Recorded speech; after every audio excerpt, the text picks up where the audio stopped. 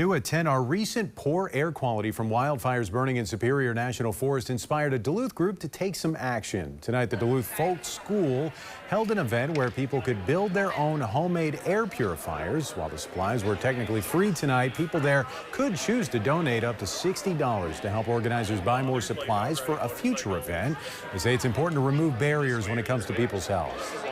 Filters that are in air conditioners and different systems are not quite enough for intense wildfire smoke. So you really want to have a HEPA air purifier in your home so that you don't have adverse consequences from the smoke. And hopefully we never see such poor air quality as we had earlier this month.